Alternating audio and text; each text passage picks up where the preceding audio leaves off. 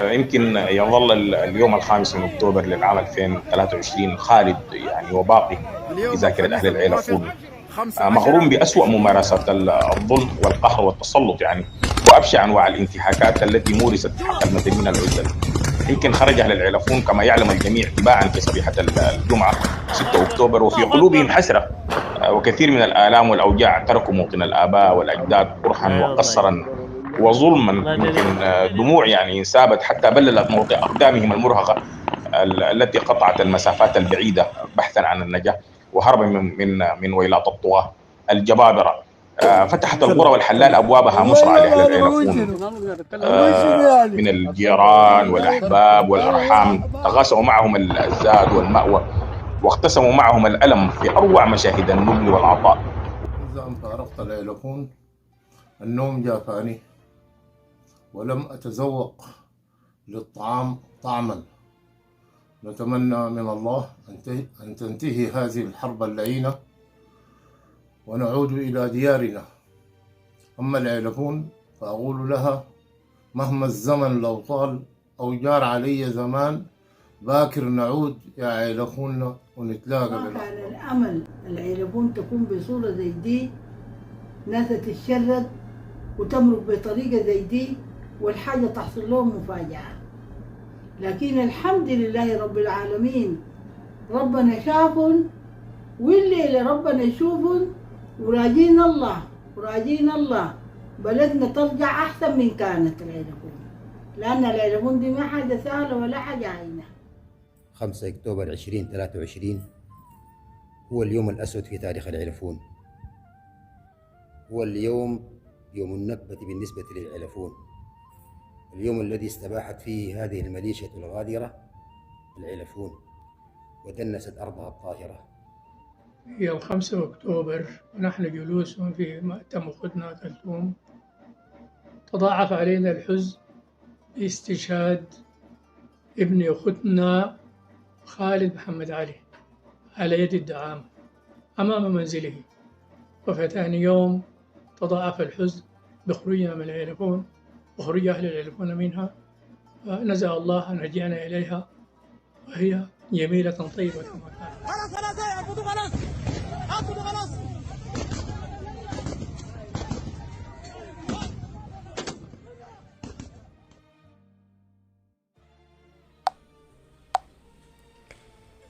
إن أشرف الموت موت الشهداء، وأمنا العيلفون جنة عدن في تاريخها القديم والحديث قدمت أرذالا من الشهداء دفاعا عنها ويقينا منهم أن هذه الأرض التي روتها دماء الأجداد في أزمنة سابقة ودماء شبابنا في معركة الكرامة خير برهان وترخص من أجل الوطن.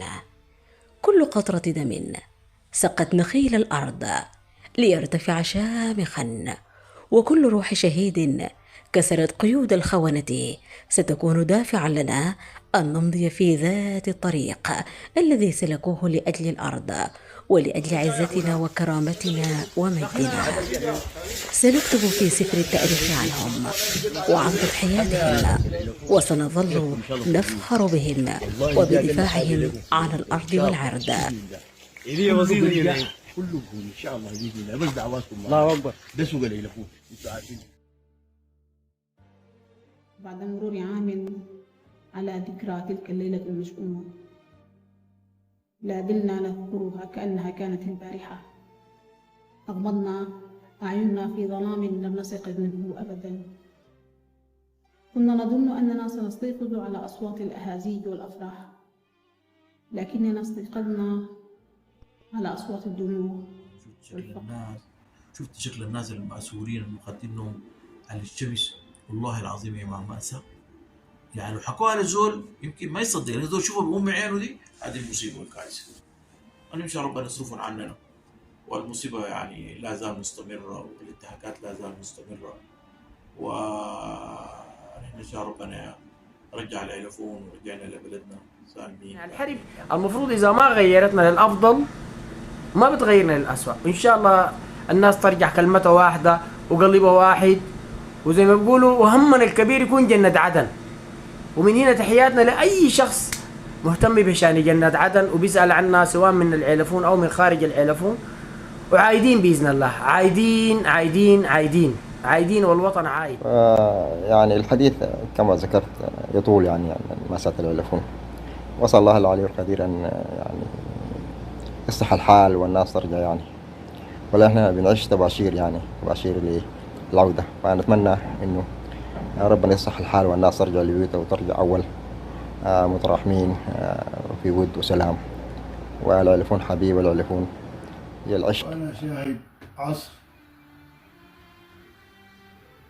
على أن أخوتي الكرام في المملكة العربية السعودية تصدوا وبسرعة فائقة كأنهم يترحلون مع الوفود الخارجة من العيلفون، يمشون معهم في الطرقات في ساعات محدودة. العيلفون رحلة الألم والأمل والضياء، ألم سيتبدد لا محالة، وأمل قادم وضياء ستشرق شمسه قريبا. كيف لا؟ وقد تداعى أبناء وبنات العيلفون في كل المهاجر البعيدة وهم يضربون أروع الأمثال في العطاء والبذل والكرم والإيثار. تداعوا من دول اغترابهم من كل صوب وحدبة، من أقصى الغرب ومن الشرق شمالا وجنوبا ومن داخل الوطن، يتسابقون في ملحمة عيلفونية تحكي عن عظمة العيلفون وعن عظمة أهلها وعن تاريخهم وملاحمهم وبطولاتهم عزة وشموخا وكبرياء. تداعوا لنداء غرفة طوارئ العيلفون ليكون مولد وتأسيس غرفة الطوارئ لدعم أهلنا في رحلة نزوحهم القسرية بتاريخ 6 أكتوبر للعام 2023، بدءا بإجلاء العالقين وإخراجهم إلى المناطق الآمنة وإيواء من لا مأوى له في مناطق النزوح التي أقاموا فيها، مرورا بدعم الغذاء والدواء طوال عام النكبة التي ألمت بالمدينة وبأهلها. ظل أبناء وبنات العيلفون من رجال الأعمال والمغتربين والمقتدرين طوال عام كامل يدعمون بسخاء وكرم متواصل غير منقطع لأجل أهلهم المنتشرين في جميع مناطق النزوح التي لجوا إليها. وظلت غرفة طوارئ العيلفون طوال العام وعلى مدار 24 ساعة تستقبل غرفها جميعا اتصالات ورسائل من أهلنا من جميع مناطق نزوحهم، وتقديم الدعم لهم عبر الدعم المباشر أو بواسطة مناديب غرفة طوارئ العيلفون في معظم مناطق النزوح. وظل أبناء العيلفون المغتربين في جميع دول المهجر والخيرين ورجال البر والإحسان يدعمون غرفة طوارئ المدينة دون انقطاع وطوال العام. وستظل غرفة طوارئ العيلفون بدعم أبنائها المستمر سندا لأهلنا المهجرين حتى انجلاء المحنة والتهجير القسري والعودة لديارهم آمنين تامين وسالمين بعون الله تعالى. ذكرى هذا العام الحزين، عام النكبة، وما ينتظر هذه الغرفة والمكونات الجديدة التي تم تكوينها.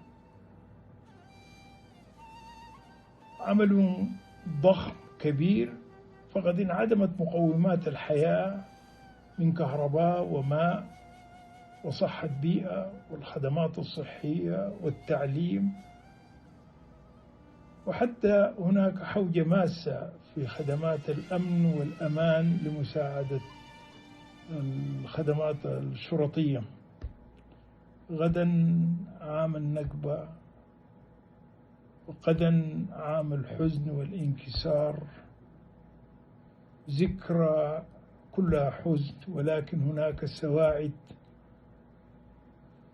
خففت من وطأة هذا الحدث لتبني غدا مشرقا. الحزن على سقوط العيلفون لم يكن حزنا خاصا بأهل العيلفون فحسب، كان حزنا عاما لكل أهل السودان لما يعلمونه من أهمية هذه المدينة الكبيرة والمدينة العريقة في تاريخ السودان. وحزن أهل العلفون طبعا كان حزنا مضاعفا. هذا الحزن المضاعف يعني لم يكن نواح ولم يكن بكاء، يعني كان ترجمة لأفعال مباشرة. بعد ساعات قليلة من النكبة والألم الذي ألم به أهل العلفون تشكل غرفة طوارئ العلفون. نخبة ونفر كرام من أبناء العلفون تصدوا لهذه المهمة المقدسة وهذه المهمة التاريخية، وقاموا بكل الممكن وكل المستحيل.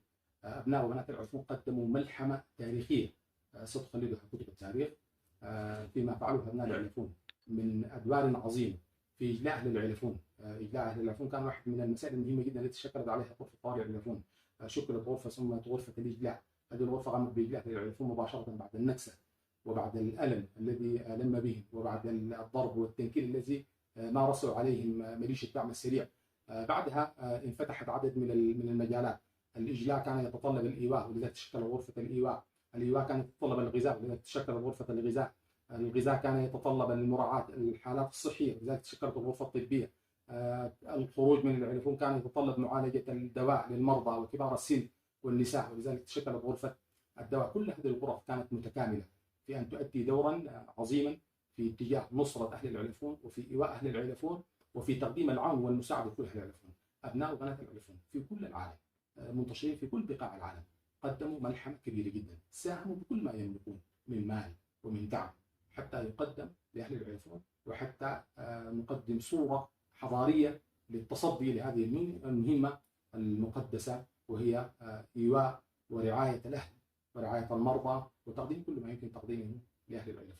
لقد كانت تضحية أبنائنا الشهداء إيمانا خالصا منهم لأجل حماية أمنا العلفون من شرور المعتدين المتجبرين وحقدهم الذي يضمرون.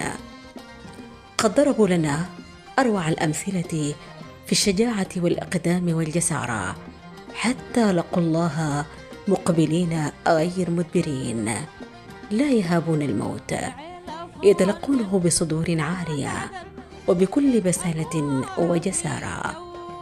ستبقى تضحياتهم خالدة في ذاكرتنا وفي سجل التاريخ، وستظل أرض العلفون جنة عدن تنجب الشجعان فارسا تلو الآخر وتقدم الشهداء فداء للأرض والعرض والوطن.